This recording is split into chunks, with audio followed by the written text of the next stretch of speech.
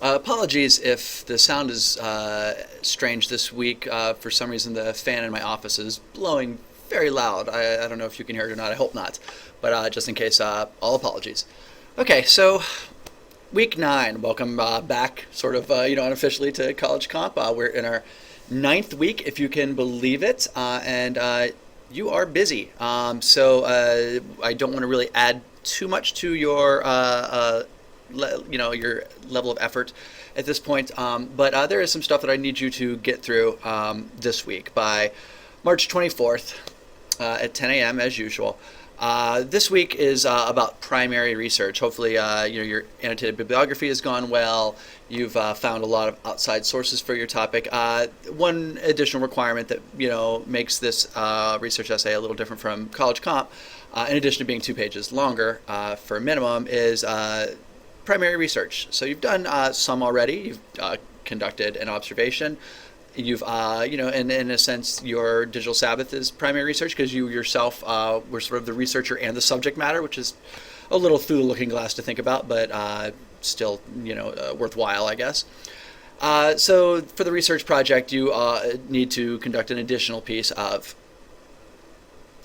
primary research. Sorry, totally blanked out there. What you can do is you can conduct another observation.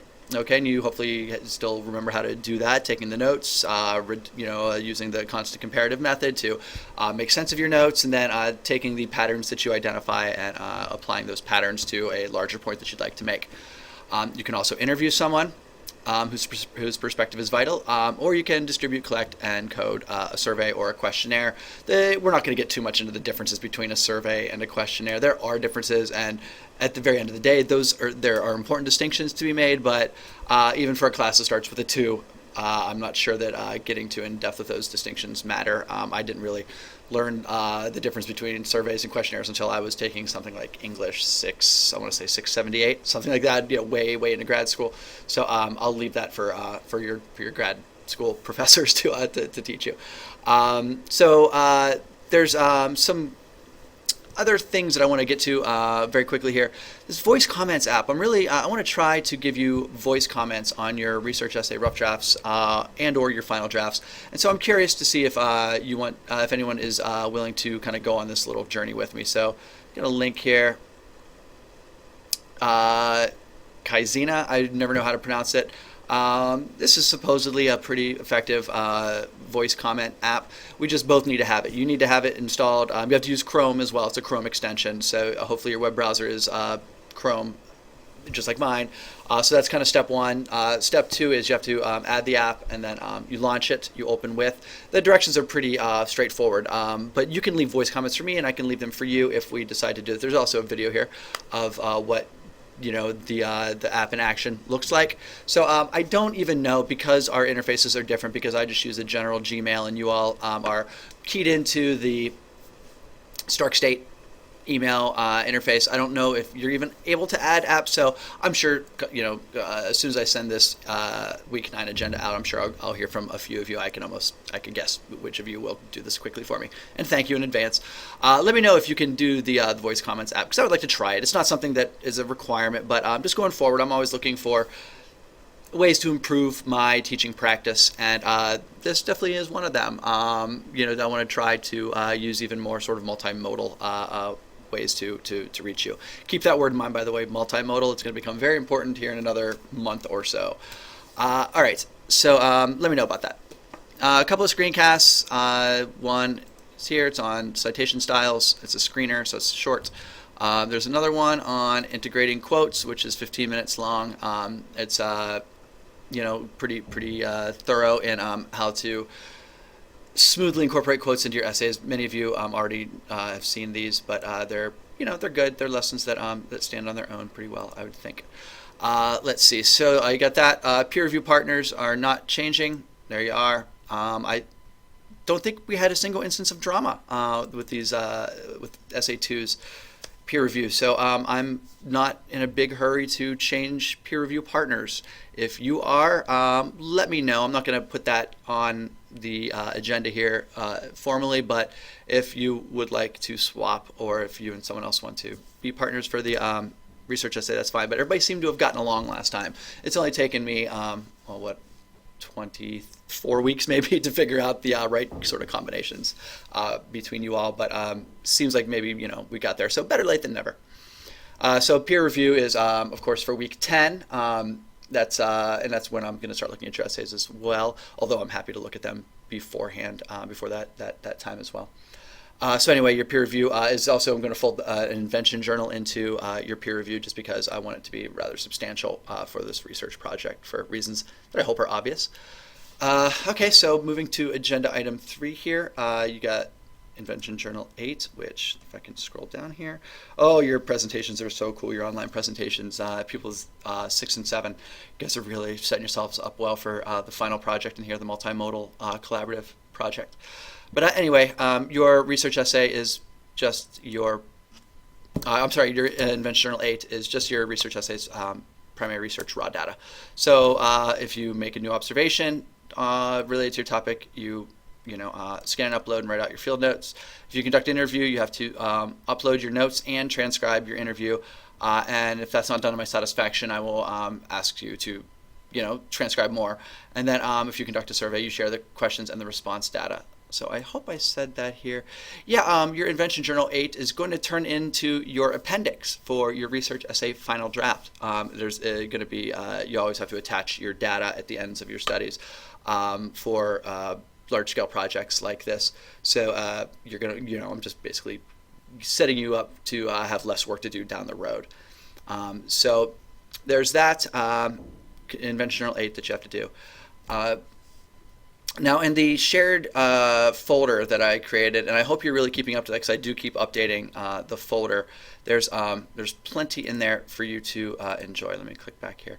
So first of all, presentations on avoiding plagiarism, but also on designing surveys, on the Internet as a research tool, and then on interviewing and on research design. So these are all meant to, I'm not a real big, slideshow guy, so these they didn't bring me much joy to create them and edit them, and you don't have to take much joy out of them, but there are some practical suggestions in each of these presentations. So again, you're on the hook to be responsible for that knowledge, and I'm not someone who kind of makes sure that you watch all my presentations. I basically see if the lessons therein are applied accurately in your writing. So that policy will continue. What else do we have in there? The articles to be read is pretty much the same. The samples, that's what I want to talk about now. I'm working on a document here. It's called Research Essay Tips and Suggestions, and it is in not the best of shape just yet, but I'm still, you're probably not quite to the writing phase yet, so that document will get better as I work on it more. But what is working well are the sample essays. So we got Jenny Lewis here, fast food, its place in American culture and hidden costs. So this is a nice long research. Oop, I'm moving the window. Okay, there you go. So I don't even know why I'm scrolling through that. These are research essays that are nice, that show you sort of how to accomplish the length around fairly focused research questions. I'm very happy with how each of these 3 essays turned out, and so some of you really respond positively to being provided some guidance in the form of sample essays, so I'm happy to indulge that here. This research essay is too important for me to have too many picadillos about originality and sort of uniqueness of approach. So here's some sample research essays. They do many things well. Do they do everything well? Well, no piece of writing ever does, but there's plenty for you to consider in there. So those are new for this week. Feel free to check those out.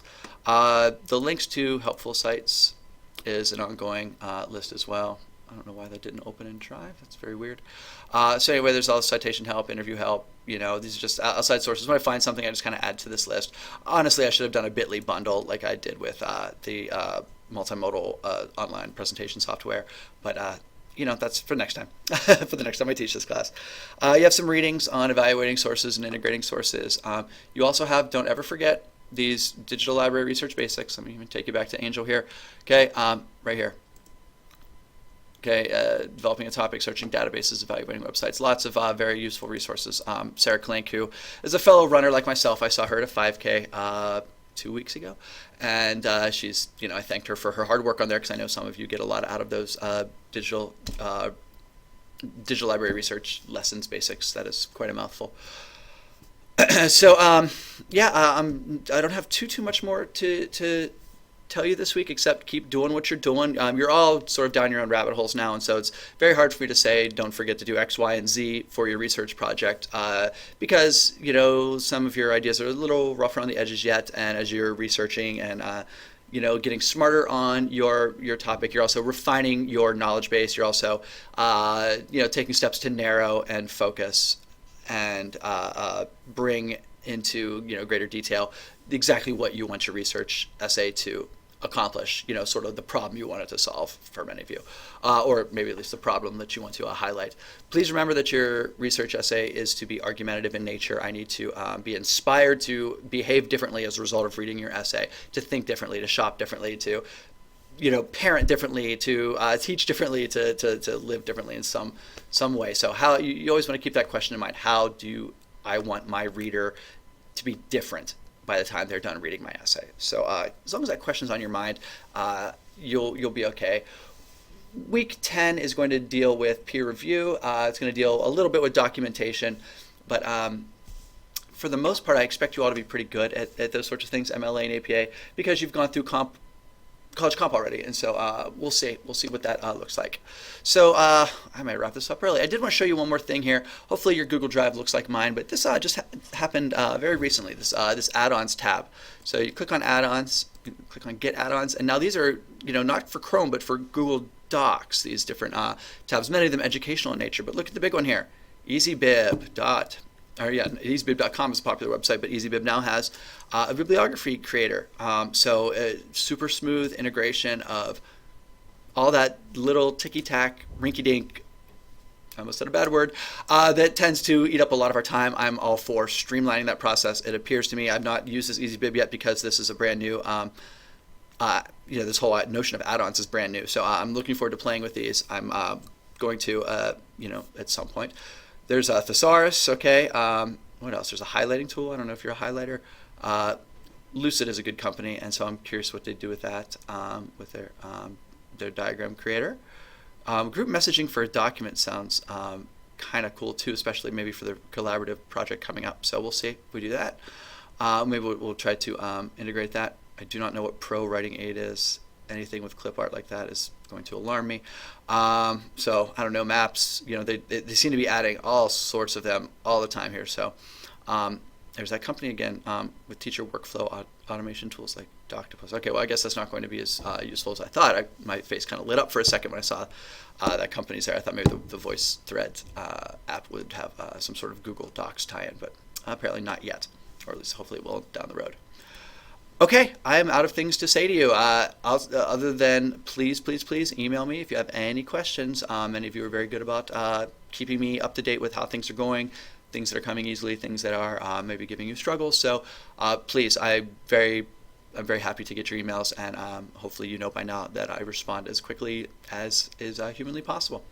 So all right, well, if you're still watching here into the 13 and a half minute mark, you might want to know that if you look up my name in Prezi, you will see that my wife and I are working on a pretty cool little project here called Class Hacker, reconfiguring academic work through reflective practice and digital Sabbaths. So hopefully that sounds familiar. My wife Melissa does very similar work with digital Sabbaths, except her students are not college credit plus or dual enrollment high school students. They are master's students. They're already teachers. So our findings are very it's weird how they're very similar, but they're also very different at the same time. So, if you ever want to go through this presentation, you are more than welcome to, and you're more than welcome to not as well. But I'm giving this presentation very soon in Cleveland, my wife and I are, and then I'm giving a version of this presentation to an academic conference in Indianapolis. So, anyhow, there's my kids. I don't know how they got on there. I wish you luck, and please send me any questions. Okay, take care.